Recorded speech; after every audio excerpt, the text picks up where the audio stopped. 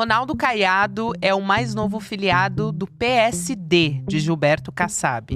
Ele se junta ao Eduardo Leite e ao Ratinho Júnior, outros dois governadores presidenciáveis do partido. Esse imbróglio da direita embaralha o tabuleiro político para a disputa das eleições.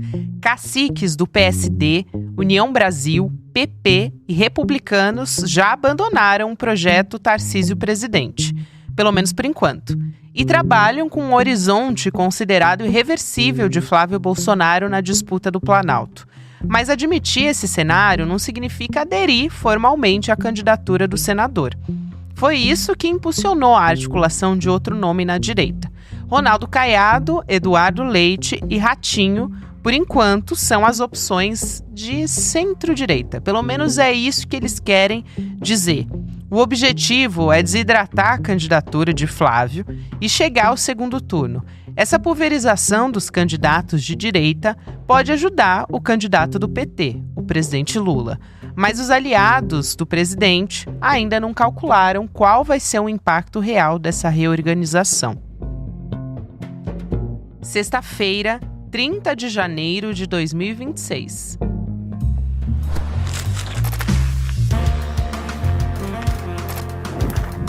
Sou Gabriela Varela, esse é o podcast Inédito com mais informação da atualidade.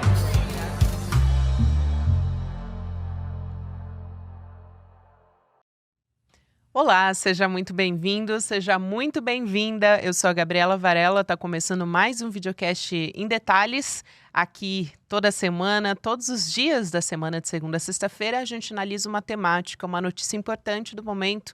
Hoje a minha conversa é com o professor de Relações Internacionais, cientista político e também pesquisador da USP, o Pedro Costa Júnior. Professor, seja muito bem-vindo, saudade de te receber aqui no Em Detalhes. Saudades também, Gabi, satisfação revê-la, um prazer, uma alegria estar aqui nessa casa tão querida. Uma alegria também te rever, professor, para a gente falar dessas movimentações, dessa bagunça que está na extrema-direita, e isso é crucial para poder entender também como o movimento progressista vai se acomodar nessas eleições ou vai também ter campo de disputa. Começando por falar de novidades que aconteceram nessa semana. O Gilberto Kassab dizendo que não tem possibilidade de uma união da direita em favor da candidatura do Flávio Bolsonaro, num primeiro momento, só que depois dizendo que apoiava a candidatura do governador de São Paulo, Tarcísio de Freitas. Foi tanta coisa que é até bom a gente ir elencando assim no tempo histórico, né? Porque teve essas duas primeiras falas e depois, até publicamente, a união do partido dele dizendo que pode sim, num segundo turno, se unir em torno de um nome. O nome que eles vão se unir no entorno é o Flávio Bolsonaro, o candidato do Jair Bolsonaro. Agora, o que aconteceu é que o PSD vai ter uma candidatura própria em paralelo ao Flávio Bolsonaro. Ainda decidir qual dos governadores que vai ocupar essa segunda vaga da direita. A gente tem o Ronaldo Caiado, de Goiás, que agora deixou a União Brasil, o Eduardo Leite, do Rio Grande do Sul, e ainda o Ratinho Júnior, do Paraná. Eu fiz essa digressão toda porque eu acho que foram muitos acontecimentos para as pessoas entenderem em que momento desse espaço-tempo a gente está se localizando. E te pergunto se eles estão querendo dar um verniz de terceira via, o que mostra essa atitude do Kassab, essas mudanças de um posicionamento. Ele ainda está esperando ver se o Tarcísio vai concorrer mesmo. Ele pode apoiar o Flávio Bolsonaro, ele vai querer soltar a mão completamente do PT, porque ainda está no governo, querendo ou não, né? Perfeito, Gabi. Eu diria que mais do que uma digressão, foi uma brilhante contextualização, né, que você acabou de nos dar aí. O Gilberto Kassab é a figura mais hábil da direita na política do Brasil. Eu diria até depois do presidente Lula, que além de ser a maior liderança política do Brasil, é também a maior liderança hábil, estrategista do Brasil, enfim, toda a sua história, toda a sua bagagem, todo o seu lastro. Passava o que ele fez nessas últimas eleições, né, ao convidar Geraldo Alckmin para ser o seu vice. Eu diria que depois do presidente Lula, a figura mais articulada, mais estrategista, e mais brilhante mesmo no seu campo, no caso, no campo da direita, é sem dúvida Gilberto Kassab. Eu não sei se você coleciona alguma coisa, Gabi, tem, né, colecionadores aqui que nos assistem, mas ele está colecionando presidenciáveis. São 3 presidenciáveis nesse momento. E, ao mesmo tempo, o Gilberto Kassab é secretário de governo do Tarcísio, que também é um presidenciável, tem perdido fôlego nos últimos tempos, mas a coisa ainda está aberta, eu diria, nós podemos entrar nisso mais adiante. E, ao mesmo tempo, o seu partido, o PSD, tem 3 ministérios no governo Lula. Tem o Ministério da Pesca, que é um ministério, digamos, menos relevante deles, mas tem nada menos e nada mais e nada menos que o Ministério da Agricultura, com Fava. O Ministério da Agricultura num país que é o país do agronegócio, tá certo? É um ministério extremamente crucial. E mais do que isso, tem também com o Alexandre Silveira, o mineiro Alexandre Silveira, o Ministério de Minas e Energia, que é um ministério que toca um orçamento gigantesco e ultra estratégico também. É um ministério que foi da ex-presidente Dilma. A ex-presidente Dilma foi ministra da Minas e Energia, depois a Casa Civil, depois se tornou presidenciável e presidente, eleita e reeleita. Então são ministérios muito pesados. Então veja, ele tem um projeto pessoal, digamos, nacional, para o seu partido, o PSD. Ao mesmo tempo, ele tem um pé no governo de São Paulo, que pode ter um projeto também presidenciável, e um pé no governo federal. Então é uma figura que ele consegue, né, passar por todas essas contradições. E, ao mesmo tempo, nas últimas eleições municipais, foi o partido que mais cresceu no Brasil, que tomou prefeituras no Brasil todo, tomou prefeituras, fez prefeitos no Brasil todo, aumentou os vereadores, enfim, e que tem 13, 14 senadores na Casa do Senado e muitos deputados. Agora, ele vai ter que explicar algumas incongruências nessas candidaturas. Esse é um ponto decisivo que nós precisamos entrar. Então, o que é essa terceira via? Esse é um ponto muito importante. Ele Kassab, deu uma entrevista para a Folha de São Paulo ontem, nessa semana, né? e dizendo o seguinte, exatamente como você definiu, Gabi.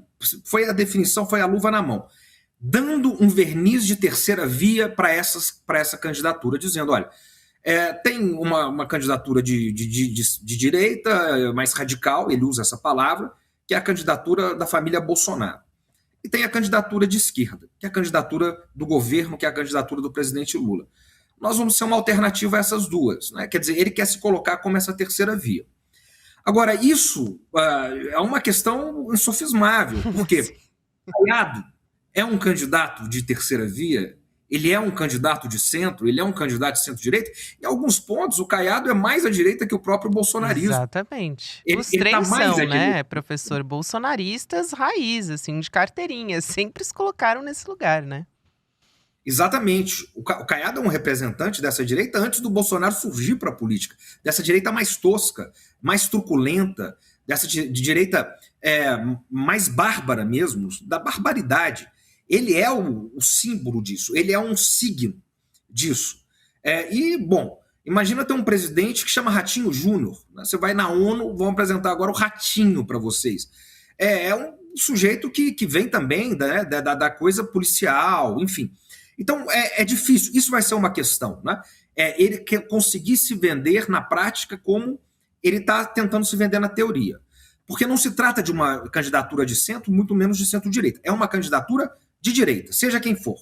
Será uma candidatura de direita. Esse é um ponto importante. Segunda incongruência que nós temos aí, né? O que essa candidatura vai oferecer? Qual que vai ser o discurso deles? Eles vão oferecer, como disse na entrevista para a Folha, o Kassab, diminuição do Estado. Esse é o projeto? É isso que ele está propondo lá. Reforma administrativa, diminuição do Estado. Bom, o que eles vão diminuir no Estado? Vão diminuir o Bolsa Família? Vão cortar a assistência social? Vão tirar orçamento do SUS? Vão fechar escolas, tirar orçamento da educação, como o Tarcísio está fazendo em São Paulo, fechando escolas, demitindo professores? Diminuir o Estado é isso. Outro ponto, né, que ele acusa nessa entrevista, ele diz, olha, a tributação aumentou. Mentira, a tributação não aumentou, a tributação aumentou para os mais ricos. Houve uma reforma tributária onde a classe média e as classes mais baixas foram isentas ou minimamente pagam menos impostos agora, de 5 mil e na faixa de 7 mil. Foram isentas ou pagam menos impostos, até R$ 7.300, mais ou menos. Então, e quem não pagava impostos, o andar de cima, como diz muito bem o ministro Haddad, passou a pagar impostos. Então, não é que aumentaram os impostos. Houve não um aumento tributário, mas uma justiça tributária. Então, esse é outro ponto que eles vão ter que lidar. O que eles vão oferecer? Por exemplo, ele disse que uma das pautas principais, além da diminuição do Estado, da reforma administrativa, da questão tributária, vai ser a questão da corrupção. Que corrupção, cara pálida? A corrupção do Banco Master? A corrupção que envolve a Igreja Lagoinha, com Nicolas Ferreira, e com os influencers de direita? Então, que corrupção que ele vai atacar? Nós precisamos saber que corrupção é essa. Porque a corrupção do momento é a do Banco Master. Isso. No qual vários figuras da exponenciais à direita e o mercado financeiro estão atolados até o pescoço. Então, são incongruências que ele vai ter que resolver. E, por último, Gabi, desculpa me estender, ele não quer se associar ao bolsonarismo. Ele diz, olha, o candidato do Bolsonaro vai ser o Flávio, né? Vai ser alguém da família Bolsonaro, o Flávio, certamente, nessa leitura dele. Mas se ele for para o segundo turno, se um desses 3 candidatos forem para o segundo turno, o que eles vão ter que prometer para conseguir o apoio de Bolsonaro? Eles vão prometer anistia? Eles são a terceira via? Eles são moderados? Ou eles vão prometer anistia restrita? Eles vão soltar o Bolsonaro? Qual que vai ser o nível dessa negociação? Então há muitas incongruências, e ainda tem só mais uma que eu não posso deixar de esquecer.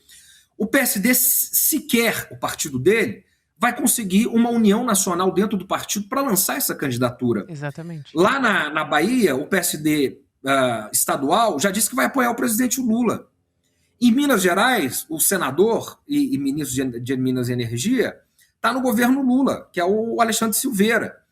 Então, há muitos problemas que ele sequer vai conseguir uma unidade nacional. Vai ter que solucionar tudo isso. Essa questão do apoio estadual, né, de liberar as suas bancadas, já no começo, ainda nem lançou a candidatura oficial, já falando de ter a bancada liberada estadual, porque não tem como não colocar o PT nessa jogada. Mas você citou, professor, agora, no final da sua fala, 2 pontos importantes que estão relacionados ao Congresso Nacional. Então, eu acho que a retomada do ano legislativo vai dar ainda mais o tom de como o Centrão vai se comportar eleitoralmente durante a campanha. Então, o Hugo Mota já até adiantou nessa semana a primeira reunião de líderes, mesmo antes da abertura do Congresso, da reabertura, a oposição no cangote dele para querer pautar a derrubada do veto do PL da dosimetria do presidente Lula,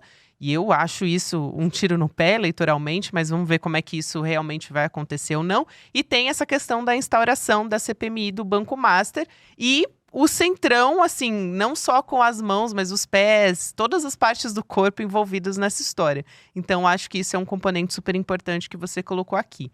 Ainda falando dessas candidaturas na direita, eu falei que o Caiado, ele saiu do União Brasil e saiu com a justificativa de que essa federação, que é a União Progressista, que envolve o PP, então, ligado ao senador Ciro Nogueira, seria contra a candidatura do Caiado. E ele vem dizendo, claro que em benefício próprio também, mas vem argumentando que não tem como enfrentar a máquina do governo com um candidato só, que é o candidato do Bolsonaro. Então ele diz, não tem como transferir voto 100%. A gente precisa de mais um candidato na direita.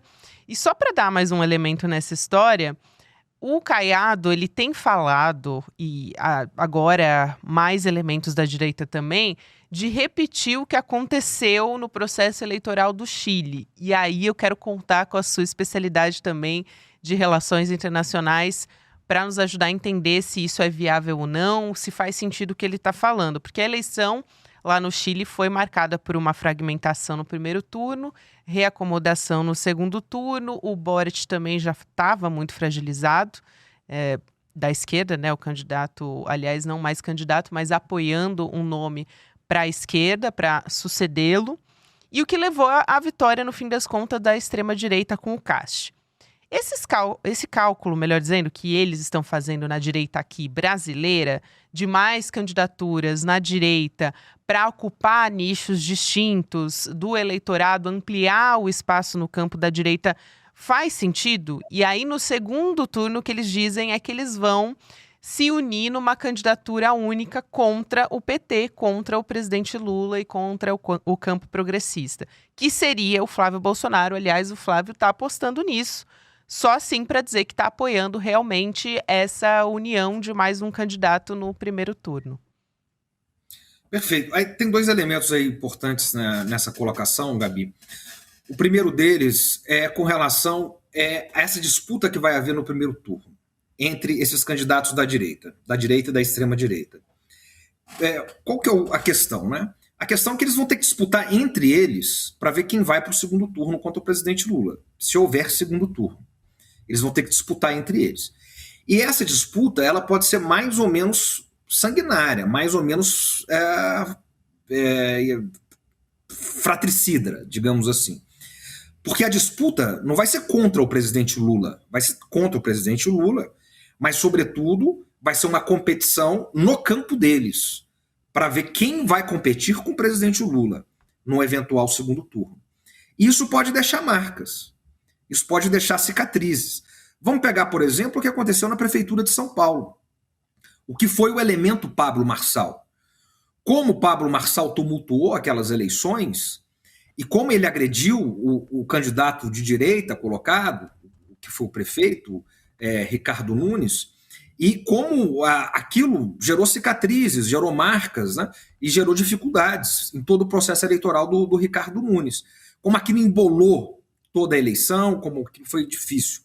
Então, conforme foi esse embate no primeiro turno, essa disputa visceral para ver quem vai ser o candidato do segundo turno, quem vai ser o desafiante do presidente Lula, do governo estabelecido, aí, a candidato à reeleição, isso pode gerar cicatrizes muito fortes. Que, enfim, no segundo turno todo mundo vai se juntar, todo mundo vai dar as mãos, vão fazer um discurso de superação, mas as marcas vão ficar. E isso pode gerar, quer dizer, com certeza vai gerar conteúdo, inclusive para ser explorado pelo campo do governo Lula. Os ataques que vão ser feitos entre eles mesmos. Então, pode haver um desgaste que seria desnecessário caso fosse uma candidatura única. Esse é um ponto importante. Um outro ponto importante é como está tudo aberto ainda. Quer dizer, você pega os movimentos dentro da direita, da extrema-direita, algumas questões que não estão resolvidas, né? Por exemplo, se você pega setores do empresariado, do mercado financeiro, da Faria Lima, né? Eles ainda apostam no Tarcísio como candidato. Tarcísio perdeu o fôlego, mas eles ainda apostam no Tarcísio. Você pega, por exemplo, uma figura exponencial do campo evangélico, neopentecostal, como Silas Malafaia. Qual ele diz que é a chapa dele, a chapa dos sonhos dele? É Tarcísio e Michele Bolsonaro. Então, há articulações sendo feitas. Ao mesmo tempo, a situação do Tarcísio é delicada, porque se Tarcísio não tiver o apoio do ex-presidente Bolsonaro, ele corre o risco de virar um Dória, né? Ele não pode sair candidato contra o Flávio Bolsonaro. São questões que estão sendo colocadas. Aí nós voltamos à questão do Kassab, né? O Kassab, lançando um candidato, caso o Tarcísio seja um candidato à reeleição, ele vai estar no palanque do Tarcísio, ele vai estar, e se o Tarcísio apoiar o Flávio Bolsonaro, ele vai estar contra o Tarcísio apoiando o Flávio Bolsonaro, vai estar num outro palanque presidencial, ao mesmo tempo que o partido dele vai estar apoiando o presidente Lula na Bahia ou em outros estados. Então, são questões que ainda estão muito abertas, que eles estão se degladiando nesse momento. Eles não têm essa certeza. Uma coisa que chama atenção, Gabi, uma coisa que chama atenção é a candidatura do Carlos Bolsonaro em Santa Catarina. Por que ele vai sair por Santa Catarina? Se Flávio é o candidato já, se isso está decidido, estaria muito mais garantido para Carlos ficar com a vaga de Flávio para senador. Quer dizer, Flávio realmente é o candidato definitivo? Isso está fechado? Então, são questões abertas. Quer dizer, eu estou levantando muito mais perguntas do que respostas. Por que todo esse movimento de levar carros, todo o incômodo que há na extrema-direita em Santa Catarina, com os candidatos de Santa Catarina, com relação a esse deslocamento, se Flávio não vai ser candidato ao Senado? E se Flávio não for candidato ao Senado, não for candidato pelo Rio, sair para a presidência e perder, ele perde também a imunidade parlamentar. E nós sabemos que ele tem várias acusações nas costas, né, desde rachadinha até a fantástica fábrica de chocolates que ele tem. Então, são questões que estão abertas. Muito bom, professor. Até esse exemplo de Santa Catarina que você traz era um também que eu ia comentar aqui com você. Só para resumir aqui para as pessoas, o Carlos ocupou uma das 2 vagas que estão em disputa para o Senado em Santa Catarina. E aí obrigou o Centrão a decidir entre a Caroline Detoni, a Carol Detoni, que é do PL, e o Esperidião Amin, do PP, para a cadeira restante. Então, o plano agora, o que está acontecendo lá, é que o Centrão está se unindo contra o PL em Santa Catarina. Então, o MDB quer fechar com o PSD, e aí eles têm mais força para indicar uma das vagas do Senado, que nesse caso seria colocar o Esperidião Amin, do Progressistas, que acabou sendo excluído do palanque do atual governador. Então a história está mais ou menos assim. O Flávio Bolsonaro tem um outro aspecto que envolve o cenário internacional e essas articulações que a família Bolsonaro não quer deixar de fazer. Foi para Israel essa semana também, se reuniu com o Benjamin Netanyahu, atacou o presidente Lula, chamou de antissemita e tudo. E ele foi para lá junto com o Eduardo, que historicamente tem sido o grande articulador da extrema-direita internacional, tramando retaliação até contra o próprio país dele.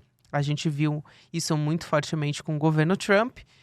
E eu te pergunto, quanto que está no cálculo do Flávio Bolsonaro um apoio externo até para eventualmente uma intervenção? O que eles estão calculando para esse cenário eleitoral? Porque eu até nem penso tanto no primeiro momento em algo territorial ou militar. Eu estou falando aqui até em questionar o nosso processo eleitoral, como já aconteceu com o Bolsonaro, mas imaginando uma aliança num primeiro momento com os Estados Unidos, mas à medida em que o governo Donald Trump tem se mostrado mais, vamos dizer assim, amistoso com o governo Lula, se isso está sendo procurado em outros países ou com outras alianças da extrema-direita mundial.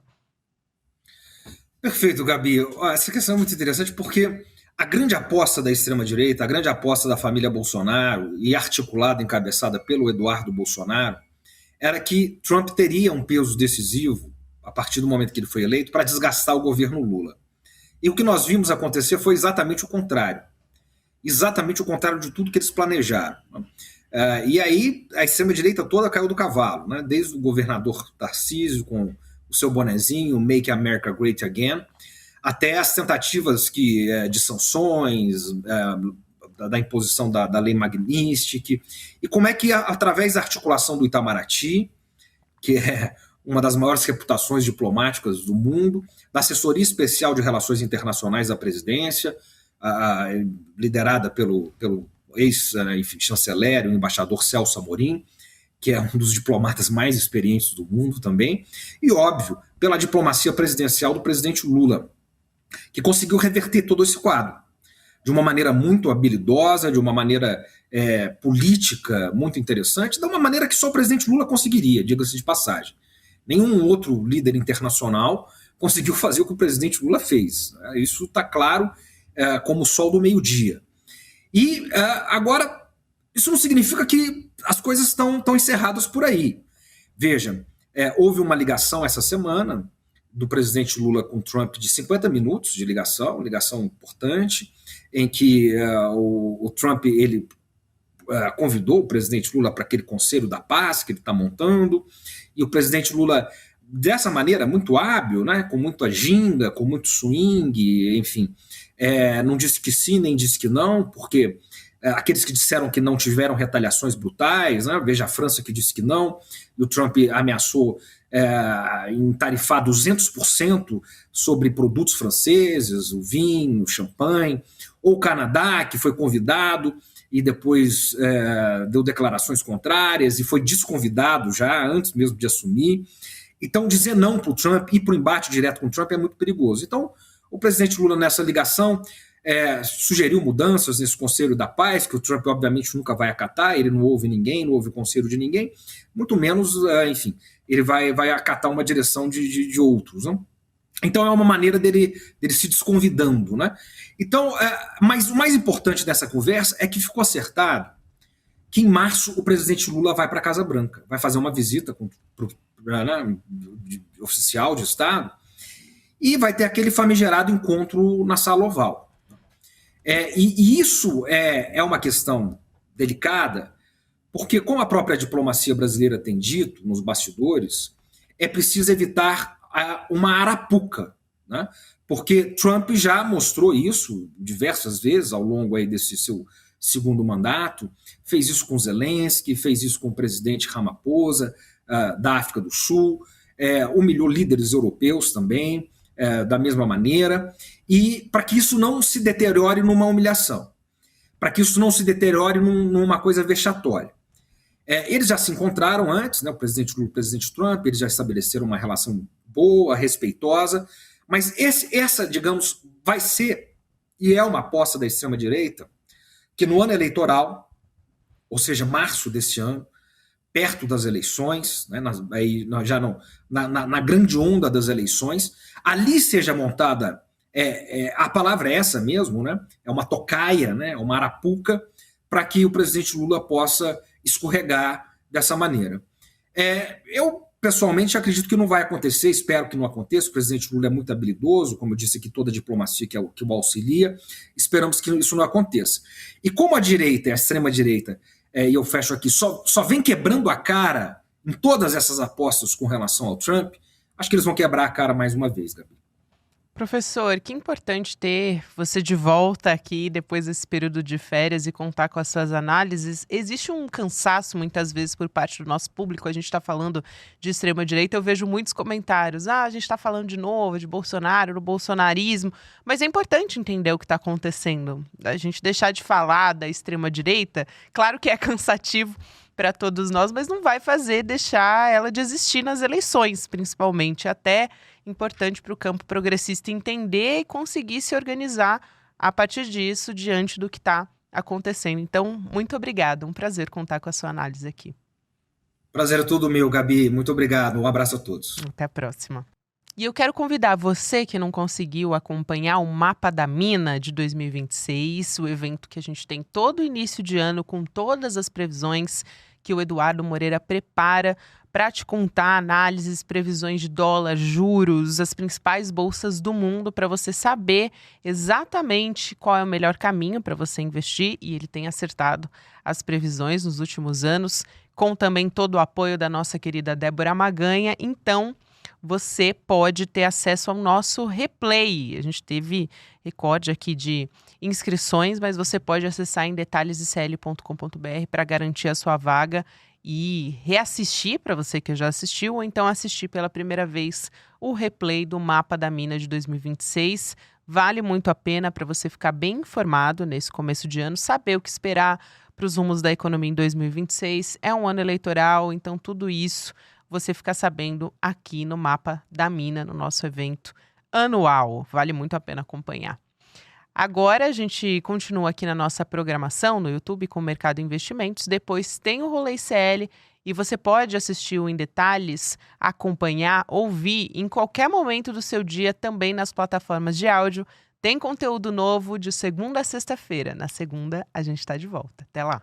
Uau, que evento foi o Mapa da Mina, dezenas de milhares de pessoas aprendendo de uma maneira super simples, super fácil o que está acontecendo nos mercados, o que está acontecendo na economia do Brasil e do mundo e aprendendo também como elas podem navegar, seja com seus investimentos ou com seus negócios, nesses momentos de incerteza, nesses momentos de turbulência. Foi maravilhoso e os comentários não param de chegar. Era um evento que não teria replay, mas muita gente está pedindo para assistir de novo, para fazer mais anotações, né? E também para chamar amigos e amigas para assistir. Se você quer aproveitar essa chance, a gente liberou o replay do Mapa da Mina por um período bem curto, mas dá para assistir ainda. Assiste o replay e tenha uma caminhada muito mais segura nesse mundo das finanças e dos investimentos. Você sabia que todos os nossos programas estão no Spotify? A notícia não pode parar e agora você pode acompanhar todos os nossos programas onde e quando quiser. Siga nossos canais no Spotify e tenha acesso ao Chico Pinheiro Entrevista, Desperta ICL, Rolê e muito mais. ICL no Spotify. Informação que te acompanha.